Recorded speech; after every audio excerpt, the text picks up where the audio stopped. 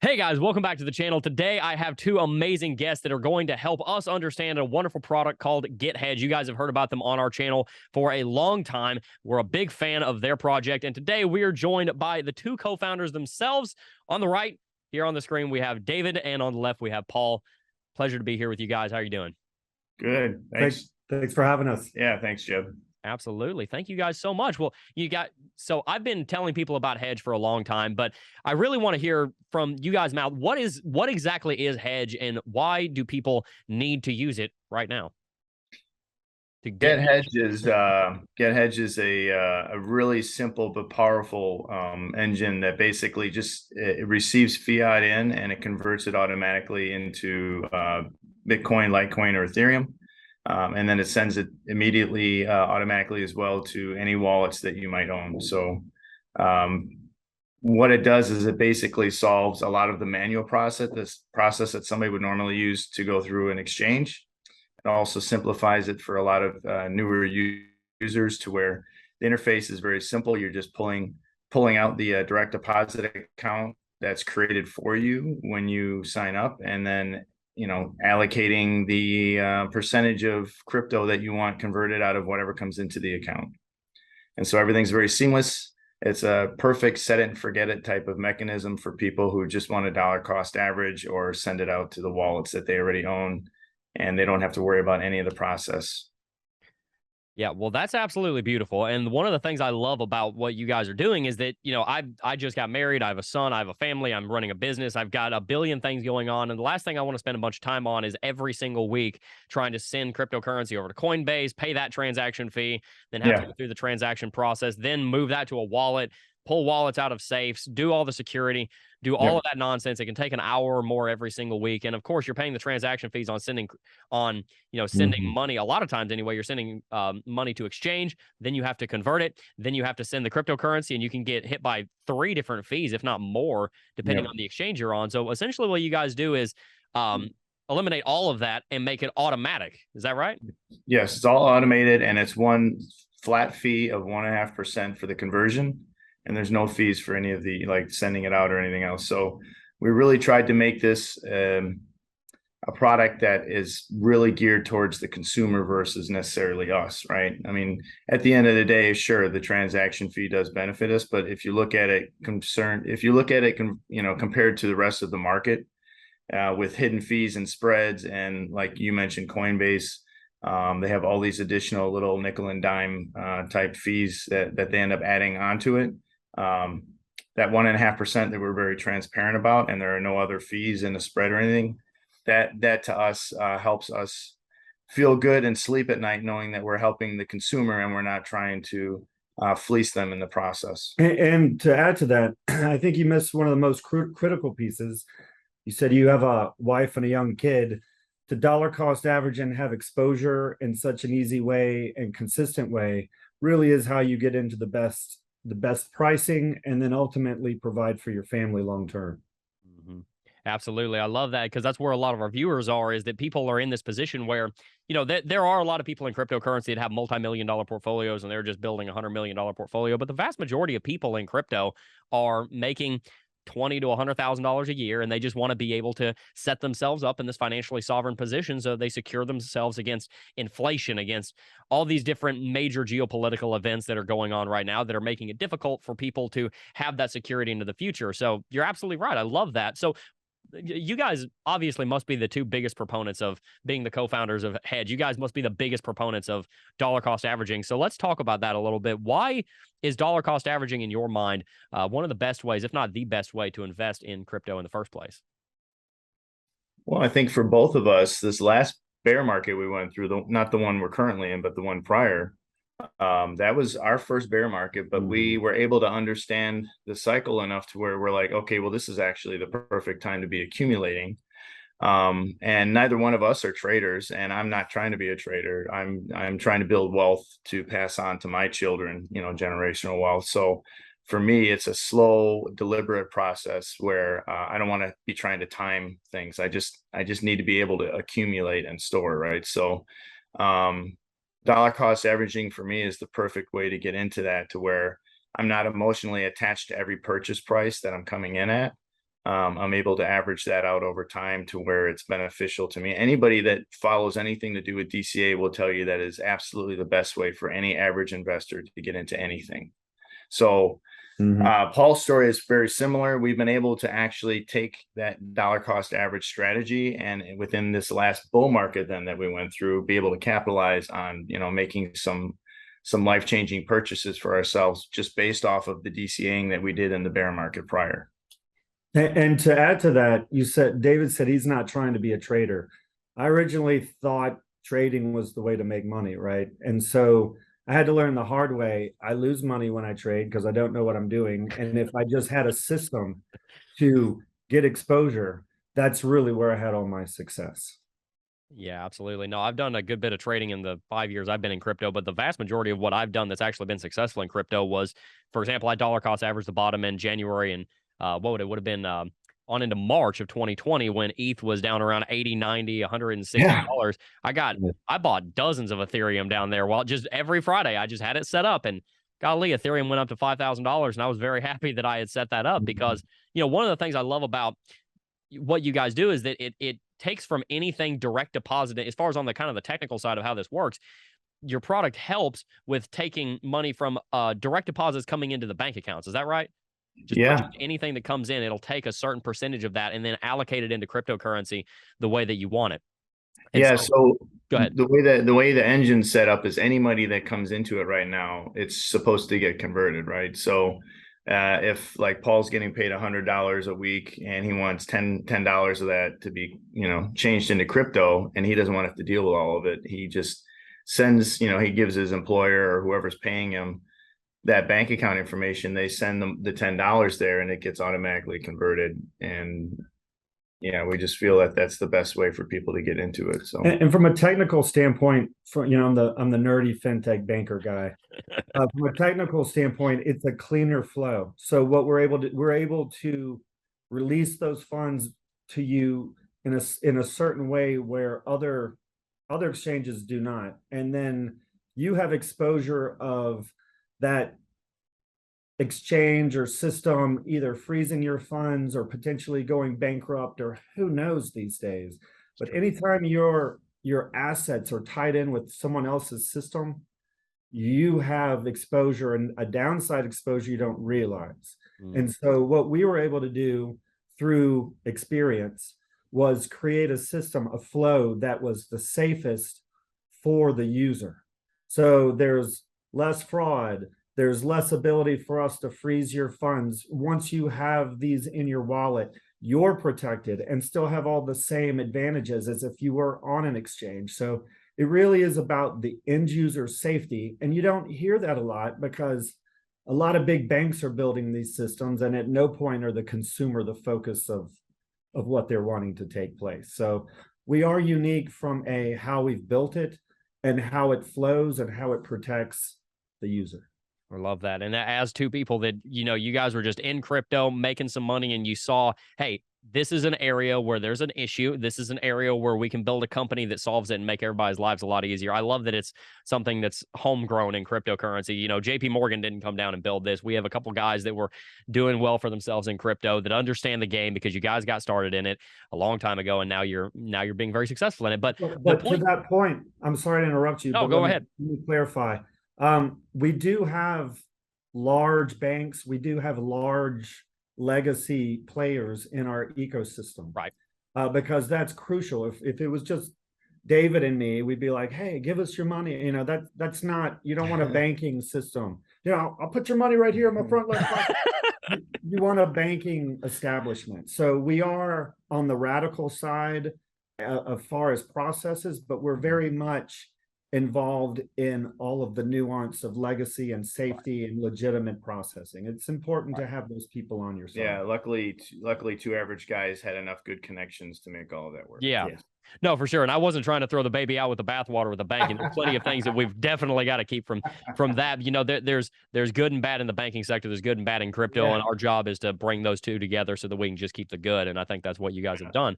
But as far as the self-custody thing, whether it's with a bank or whether it's with a cryptocurrency exchange, there's always the concern about custody, whether or not the exchange or the bank is going to get hacked, whether the bank is headquartered in some nation that is going to have some kind of sanction put on it. You never know what's going to happen with these third parties, whereas you can hold crypto theoretically even in your head if you wanted to in the keys. So that self-custody aspect is one of the most integral parts of crypto, and a lot of people don't get to experience it because they're leaving their cryptocurrency on that third party wallet. So can you guys just explain a little bit about the why behind the self-custody aspect of this being so important to you guys? Want to take that one, or you want Well, I mean, self-custody is self-custody from the sense of understanding you control it, as opposed to these large networks. I don't want to call anybody out, but a lot of these networks, and I will call PayPal out because they're easy to call out, but they started where you could essentially just have it in their wallet and not transact outside of it. And that defeats the purpose of blockchain technology and the decentralization aspect of it. And they've had to come off a lot of their platform stances, but a lot of these banks don't know any other way. So where we saw the biggest issue were the issues were between, there's a big wall in the banking sector between banking and crypto. And banks historically make money off of your deposits. So that's where it all starts. But we're able to take the wall down between banking and crypto and be able to have all the financial securities and applications like debit cards and ACHs and such, but still be able to have it in your own pocket. We feel it's the most powerful, best of solutions out there to have full-blown banking functionality. And then ultimately the origin of that is in your pocket. It's the ultimate unbanked solution. All right, man, that's incredible. It's such a simple but profound and highly needed application. Well, tell us, where do people go and how do people get started with Get Hedge so that they can, implement this before next Friday, which statistically, last I checked, was the best day to dollar cost average, and it's coming up. Yeah. So gethedge.io is where we're located, and then from there you can just sign up through. There's plenty of buttons to sign up from on that page. We also own gethedge.com. So either one of those, it'll redirect you to gethedge.io, and that's where you can sign up. We also have, so this is the mindset of Paul and I as well. So we just started a fundraise through a crowdfunding on WeFunder. So if you go to wefunder.com/gethedge, you can actually participate as an average Joe on the investment side of being a part of Get Hedge. And so it's very important for us that not only is the focus of the services towards the consumer, but I mean, so many times consumers basically are using a service and they become the product, and it's not really tied to them, and they don't feel a personal, sort of connection with that company necessarily. Whereas for us, it's not just a place where we're able to help people easily convert and store their crypto. We also want it to be a community, and the best way to do that is have people involved in it in, maybe a financial way as well, where they're able to say, I actually own a piece of that, right? So this is an opportunity for us to do that before we actually go to any VCs and start a normal traditional funding round.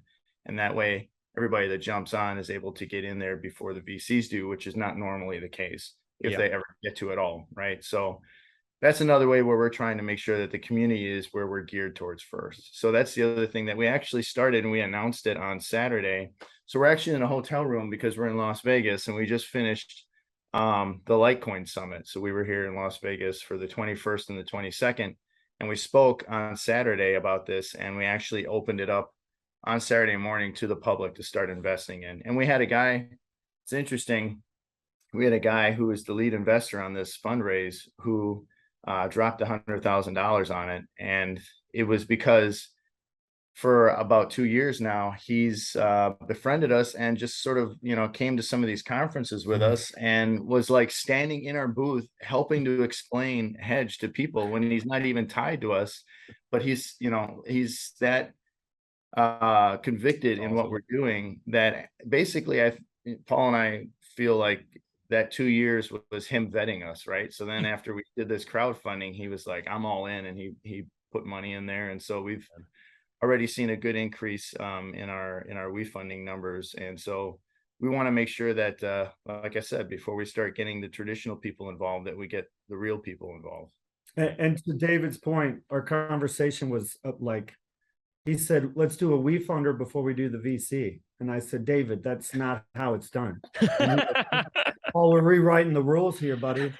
And so essentially his idea is to allow our peers, our friends, the people who see us on Twitter and laugh at our jokes to have a chance at this. And then we've already lined up our VC anchor. We've got some significant VC activity come January, but how can you say no when David has a great idea? And, you know, we're trying to figure out how to get, I mean, that's what the blockchain movement is. The first time the ability for regular people like you and me to have these access to companies and such. So, you know, it is different. It is non-traditional, but I'm falling in love with it. I love that. Means it's crypto. You got to throw the rule book out if you want to fit in this space is the way it works. I love that. Right. That's so awesome. I love that.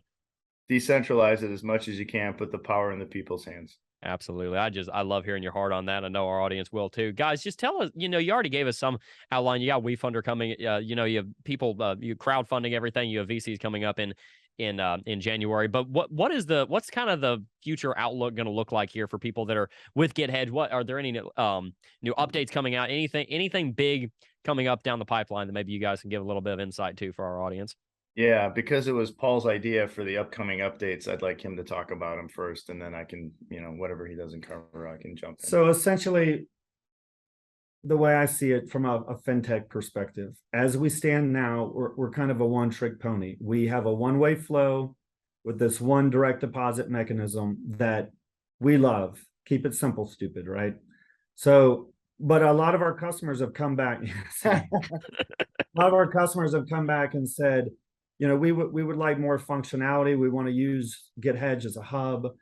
We recognize, you know, there are more coins out there than just Bitcoin. So we are looking at more of a neobank, being able to have the ability, debit card, check writing, ACH, all the banking mechanisms, yet you can flow to DeFi, and then you can flow to Web3, and then back into your prepaid space, and then into stable coins, and be able to have a hub to ride out the market. So the example I use that was the aha moment for us was when we were in Consensus in Austin this year, talking to a gaming pay-to-play type, or pay-to-play, play-to-pay, I don't know what it's called. Anyway, they get paid to play video games, to take the assets that they're making in their video game ecosystem and essentially do an ACH to pay their mortgage. So to go all the way and filter it through and be able to use your assets the way that benefit you the best, not because it's cost prohibitive or it's going to take 5 days to clear or what have you, to be able to go ahead and round off the banking and the crypto DeFi center, CeFi, all in one hub. And we are about 90% there as far as development. Wow. That's incredible. That like you guys talked about that earlier, that barrier between banking and crypto is huge. And it looks like you guys are well positioned to kind of help start to bridge that, which is going to be, I think that's going to be one of the biggest fundamental things happening this decade in crypto is the bridging of traditional finance and decentralized finance so that there can be extra flow through. So do you guys see yourself in that position? Do you think that's going to be a big part of where you go next as far as helping to bridge that? Is that kind of the vision? So it originally was a fun idea, and wouldn't it be cool if? And then we saw the banks start to get more into the crypto sphere, and maybe they're going to sell big. And so we thought we're going to have some competition, so maybe we just dial in our one niche. But now we've seen a complete polarizing shift. The banks all have become stablecoin gurus. Yeah. And they don't touch crypto. The walls are getting bigger. So we felt compelled, we're going to have to do this and take the risks the banks are never going to take. I love it, man. You guys are a couple pioneers is what it sounds like. You got one guy over here is going to throw the rule book out and the other one's going to take the risk no one else will. Sounds like we got Lewis and Clark on the stream here. Thank you guys so much for continuing to build that. But just tell us, what are any final thoughts that you guys have? Any final thoughts on, keeping your assets secure, on keeping your assets, making sure that you have that your dollar cost averaging into the next bull market? Any thoughts revolving around any of those ideas? Any closing statements? Yeah, even though we are working towards this neobank type of hub that Paul was talking about, essentially that's still always going to have the component where we're huge advocates for self-custody, right? So Mhm. that's why one of the things when Paul helped build this out, me being the idea guy and him being the one who actually is like, yeah, that's a dumb idea, or yeah, that's going to work, right? The idea that we're able to make this happen all in one day, right? So a paycheck comes in, it's converted, and it's showing up in your wallet all in one day is pretty novel, and it's a great thing to have. And so what we want to do is always make sure people understand that we don't want your money. We don't want your crypto sitting on our platform. We're not going to do anything with it, even if it does sit there, but that's not why we built it. We built it for you to be in control of it, not for us to be in control of it. So everything that we do going forward, even though we add these other components where, you can send it over to a debit card and start paying for regular stuff with it on a daily basis. Or as Paul mentioned, somebody's making money in a more non-traditional way, but they still want to be able to pay those bills, accommodate all that, but always make sure people understand that you're the one in control of it. You're the one that makes it the safest. And so it should be in your hands. Wonderful, man. That's incredible. Well, I think you guys summed it up pretty well. Just thank you very much for coming on the channel and supporting the channel and giving everybody a product where they can actually do this with. I'm very excited about the future, and I'm just really looking forward to it. Thank you guys so very much for joining me today. And do you guys have any close? I mean, I think that was it. But any final thoughts before we wrap it out here? For me personally, I'd love to get as many people on board as investors, and it's as little as $100. So you just go to wefunder.com/get hedge. Absolutely, guys. Go ahead. Sorry. Yeah, no, they can vet us. They can read about our history. You can know that we have some very, very bright minds behind us. If you go and look at the names and look them up, everybody from our pre-seed investor, Charlie Lee himself, the inventor of Litecoin, and a few other people. We have athletes that use it. They're very comfortable with it. We have politicians that are coming on board. Everybody loves the product, wants to be able to use it. So for me, I just say, if you want to be a part of that movement, just go and check that out. And, if you feel compelled enough, throw a little money at us and we'll make sure that we take care of you. Absolutely. And then for me, it would be when Bitcoin was 60,000 and people would ask, what should I do?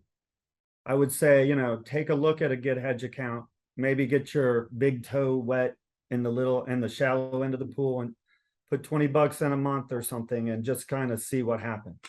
Now I really feel the bottom is near, or in like a time frame linear way. Mm-hmm. And now's the time to really get a position. To get in, you don't wait. Go ahead. If you believe in Bitcoin and blockchain, now's the time to put your money where it needs to be, because if you don't do it now, the potential is it'll be 40. You're going to get half of what you could have had. And the whole piece of dollar cost averaging is not go all. You don't go all in now. You begin establishing a very slow exposure to it, but now's the time. That would be my piece. And that's to any of the crypto piece. And if you don't use Get Hedge, go get you some exposure now. Don't wait. Couldn't agree more. No, I totally agree with that idea that the bottom is near in a time frame aspect. Might not be in as far as the price, but ultimately you're never going to buy Bitcoin at the exact bottom. The best thing you can do is use statistical analysis of the last 13 years of the market and realize, hey, buying once a week or once a month or whatever it is on a regular recurring dollar cost average basis is the best way to build wealth in the cryptocurrency space, hands down, especially if you are an investor and you're trying to grow that portfolio. You can take it from me, guys. I did this back in 2019, 2020, when the pandemic was starting, and I was able to dollar cost average down there. Didn't get the exact bottom. I remember buying Ethereum at 160 and said, man, it went down to 89, and I'm getting it at, wow, $160 is so expensive. And I thought it was the end of the world. And then it goes to 5,000, and I wasn't worried about it at all because I was dollar cost averaging. The best way to do it is Get Hedge. So guys, make sure to check their website out and get signed up with the link in the description box down below. And also make sure to go and check out their crowdfunding. You will find the link for that down below as well. Guys, thank you so very much for coming on. Yeah, Thanks for having us. Yeah, we appreciate having us on, Jeb. Absolutely. Well, guys, welcome back. Thank you so much. I appreciate that. I am very glad to be back. Thank you very much, David. Guys, it's going to do it for today's video. Before we go, I do just first want to thank each and every single last one of you for watching, as always, and I will see you guys in the next video. Peace.